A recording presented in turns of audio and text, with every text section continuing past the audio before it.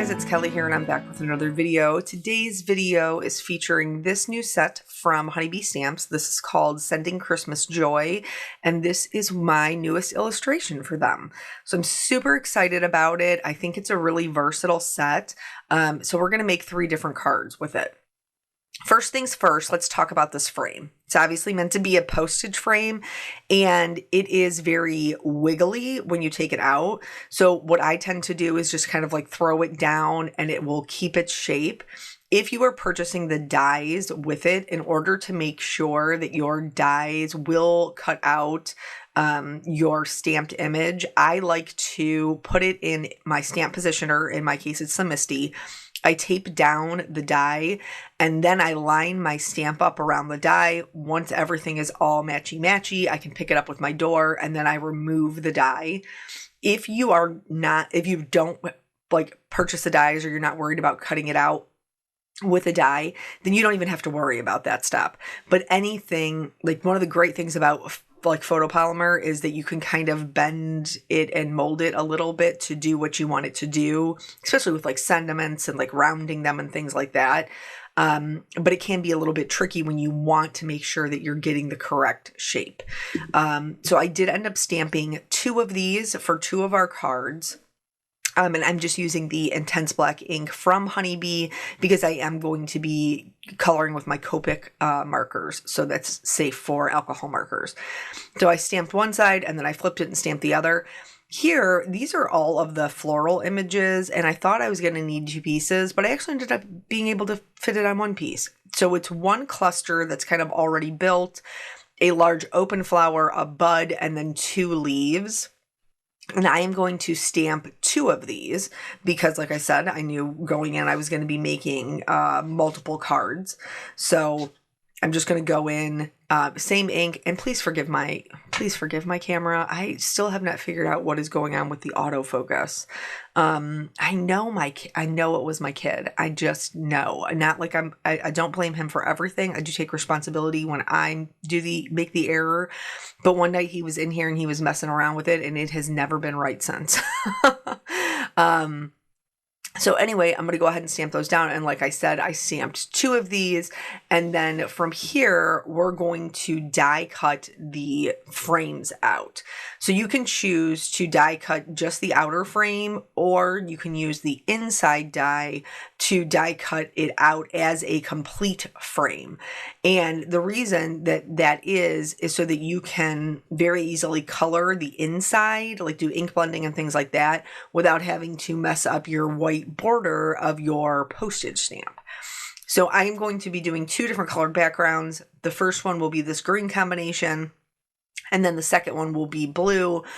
I could have done red, but blue is my boyfriend, and you guys know that there always has to be some blue. So basically, these little rectangles, I'm just doing them the same way. I'm going to go in with my lightest color kind of all over, and then add my darkest colors around the edges, and then I always do my ink blending twice. I will eventually speed this up though, because you will have gotten the gist of it, I promise. I promise. So yeah, the Honeybee release, the Christmas release, is live. It's called Cozy Christmas, which I think is adorable. And there's just so much good stuff in there, like so much good stuff in there. I'm very excited to use the other items, but of course, like when you draw the things, you have all these ideas, and actually I had a really, really hard time sitting down to decide what I was going to make because I had so many ideas for this set that it was kind of blocking me. Like I couldn't make a choice. Does that ever happen to you? So eventually I was like, hey, like keep it simple, girlfriend. Just, use the set the way that, with just the set. And then after that, you can kind of go crazy with some of these other ideas that you have. So here's where I've sped it up, and I'm just working my way back from the darkest back into my lightest to make sure that I have really good coverage and a nice blend. So as you may have noticed from the title of the video, now that I'm very interested about this, so I want your guys' feedback.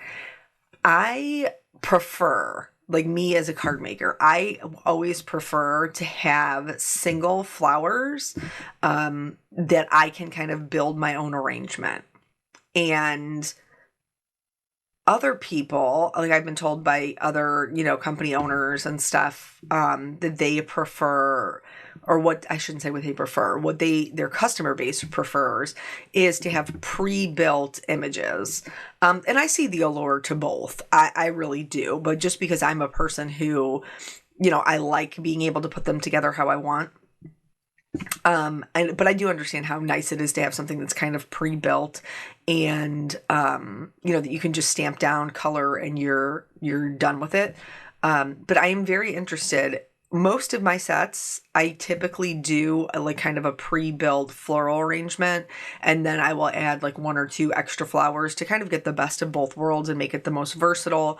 You guys know that that's really, really important to me when we're designing my sets.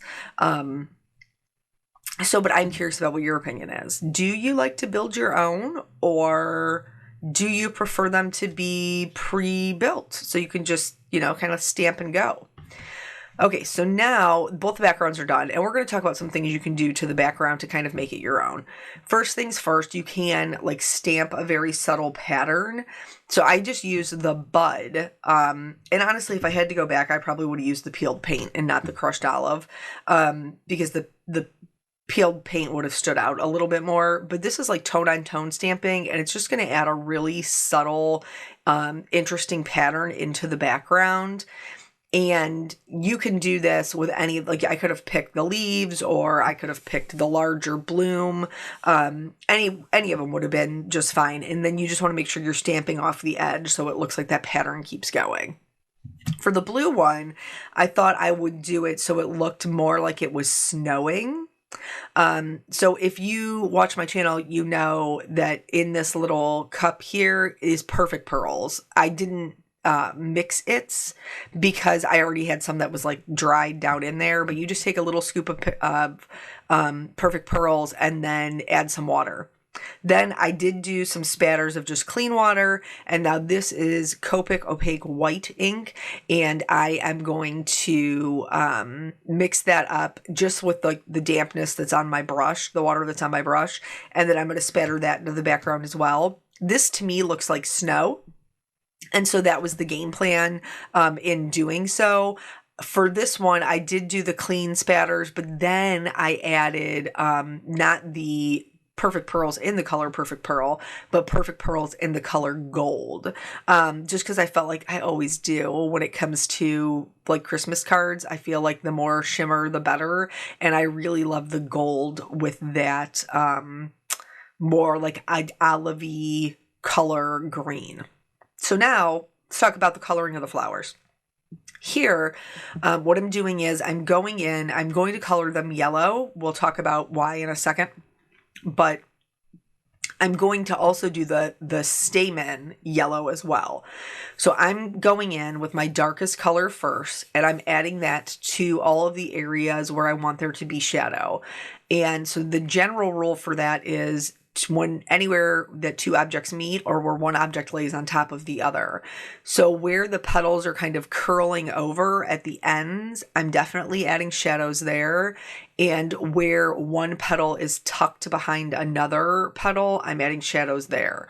After that, I do tend to add shadows kind of around the base where the petals would be connecting to like the stamen of the flower, the center of the flower. And then there are some that I do add a couple just little flicks of color to the outside edges. And usually when I do that, I am looking for the lines that are drawn there and then deciding if I want the shadows to kind of be on the left or right hand side. Those lines, following those lines and adding shadows to them, are going to be what gives your petal more of a ruffly texture. so that it looks like the petals have movement. And you can see even like after I do my darkest color, I go in with my mid-tone and just kind of extend that out. This is my lighter mid-tone, and I'm going over, again, the darkest color, the dark mid-tone, and then extending that out as well. You can see there's still plenty of white area, and that white area is going to be my highlight. Now, this flower is fully opened, and we're kind of almost like looking like right front and center at it. So it's going to have a lot more of the lightest color. But as we get back into these ones that are more of like a side view or the smaller buds, you're probably not going to see as much Y02, that lightest color, used, because they're just more closed in on themselves. So you'll see a bit more of those darker colors, and that would be true in nature as well, where those, you know, that are more closed up would naturally be a bit darker because they wouldn't be receiving as much light. But for all of them, I did the same thing, you know, that we just talked about. With the darkest color, you know, I added shading coming up from the center. If there were petals tucked behind, I added shading on the one that was behind the other. If there was some areas on the edges that looked like they needed, you know, they could benefit from a little bit of shadow, but otherwise, you know, mostly, you're going to see those mid-tones. And then here, there's definitely not as much real estate for the lighter color, but that's because we're looking at this one in a side view that's kind of coming out from behind some other flowers. So why yellow? Why did I color these yellow? Because when I drew, like when I was looking for what kind of flowers that I wanted to draw for the Christmas release, I do think that you see kind of like the same, just 2 or 3 flowers for winter, because they're just, I mean, there's not that many flowers that are grown in winter. Like, let's just be real. It's not like everybody's trying to copy each other. That's just what nature has given us. So you know, typically you have a poinsettia, amaryllis, maybe some hellebores. And so I went kind of deep diving, looking for a flower for the kind of postage stamp look we were going for. And what I kind of stumbled across was these winter like buttercups. And, you know, there's pictures of them that people have taken where they're like blooming up out of the snow. And I just thought, oh, well, that's kind of fun. Like that bright little pop of yellow through, you know, the snow. And you don't typically see these. They have more, like their leaves are more of like a collar that kind of grow down, almost like, yeah, I mean, I guess that's how they would describe it, like a collar. Like it almost looks like a little tutu that kind of comes down from the flower, and as it grows and blooms, you know, that bloom comes up and the leaves grow down. So I think that you can color them any color that you want, but traditionally they are seen as yellow. And like I said in the beginning, I had so many different ideas for how I wanted to do things that I just decided that I was going to keep it simple and traditional for my first couple of cards, and then I could go crazy with ideas. So for these, the center is also like yellow with some green. So that is why I colored it that way. For the leaves are typically more of a yellow green. I definitely could have gone brighter, but I wanted to use that color combination. I wanted it to look more like winter or fall. So for me, that's more of a jewel tone. And I do have a tendency to use this particular family. This is the YG90s family more in the winter and the brighter colors in the summer, which isn't like I mean, I still will use some of the brighter colors, but I do find myself using this more as the weather gets colder. And so again, like this one in particular, where it's kind of at the side, the leaves are drawn in there, but you can't really see the end of them because it's tucked behind the other flowers. And for some of these, I only went out to the lighter mid-tone, which is this YG95. But for the ones that you could really see, like they would be in full light, I did go all the way out to the YG93. And these are definitely more kind of desaturated than my typical colors. They're a little bit more muted, but they're still really, really pretty. So I'm going to color the other ones off camera, but then this is the way that they look. For the postage, I'm not going to do much here. I just didn't want to leave them stark white. You could also do this with your like ink blending brush, but I'm just going to add a little bit of gray around the edges. So for me, that's some cool grays. It's a C3 and a C1. That is why I stamped them in that Be Creative Intense Black ink. There, I'm just pointing out like that I got a little fingerprint on it because of the ink that I was ink blending with. So making sure your hands are clean. Don't do what I do. Actually, I don't even notice that in the end. I'm not even sure where that spot was, so I guess I'm not overly worried about it. And then here you can see how that will go, how that adds just a little bit of shading to it. For me, because I do like everything to kind of be matchy-matchy, I am going to blend in this edge, as well as the edge of the stamps, once they get to the background that they're going to. So, it's been kind of crazy weather around here. I'm not sure what is going on, but we have had, like, it was really warm in the 70s. I told you guys, like, we were having an Indian summer. And then it was more traditional, you know, it was like down into the 40s and 50s, which for Ohio is totally normal. But like today is a high of like 65, and I think tomorrow is supposed to be a high of like 71. But then you know what's happening? They're calling for rain on Halloween. Like, come on. It's the only day in the week that they're calling for rain on Halloween. Just Halloween. That's what they're doing. So here what I'm doing is I'm just kind of messing around with the extra pieces to see what kind of arrangement that I will like. The one on the left is the one that's kind of pre-built, and so I don't have to worry about it. This one, so basically, long story short about the arrangement, you can use the two flowers and the leaves by themselves and make your own arrangement, or you can use the pre-arranged image, or you can do a combination of both. And that's going to be our 3 different cards. So for this one, we're kind of making our own arrangement, and with the 2 larger blooms and a smaller bud, you know, working on that visual triangle. But you could also just use the 2, and then if you have a larger sentiment.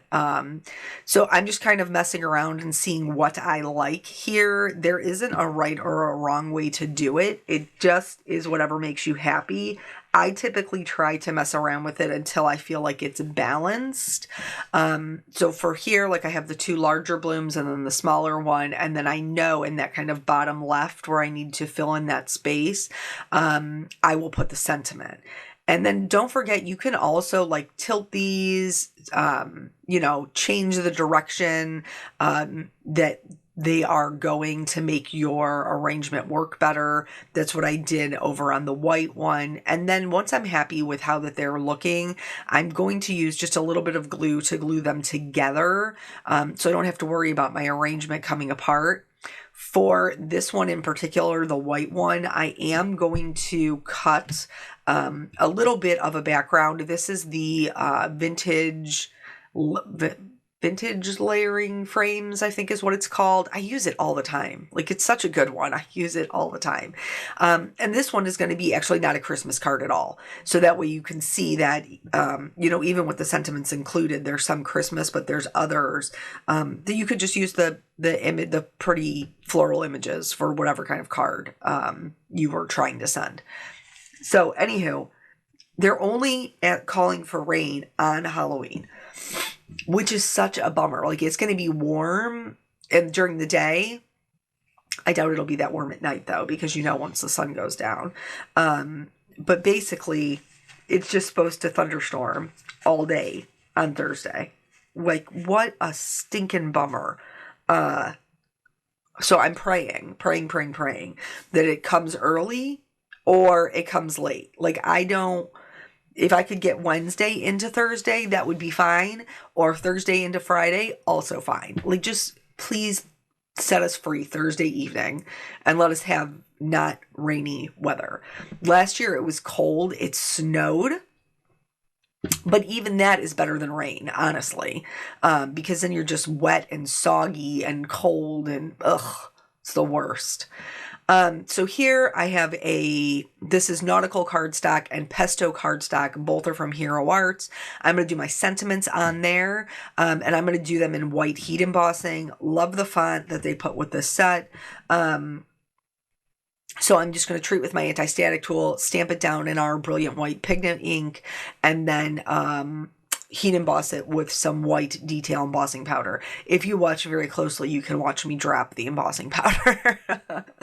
Oh, because it happens to the best of us, doesn't it? So yeah, anyway, we have Halloween coming up, and then Little Miss Jelly Bean's birthday is coming up. So she's going to be 3. Can you guys even believe it? 3 years old. And so I always do a theme for her birthday party, and truly you guys are going to laugh so hard because my kids are always into different things. What did Nathan want for his 3rd? I think it was Blaze and the Monster Machines, which was like a monster truck cartoon show. But hers, like, the only thing she's into right now is Taylor Swift. Like, she knows the words to the songs. She's very, very into Taylor Swift. And I told my husband, I was like, dude, we're going to have a Taylor Swift birthday party. Like, I don't know. She's not into anything else. So that's what we're doing. And we usually get like matching t-shirts for the day of the birthday party, but I can't get matching Taylor Swift t-shirts. So I did find a couple that were like relatable to her, or they were song lyrics or whatever. But I made sure we all had black t-shirts. They aren't going to match, but they're all going to be in the same theme, so hopefully that works. And then I make all of my kids cakes, so I got to figure out how I'm going to do that because I have no idea. If you have any ideas, let me know. I'm open.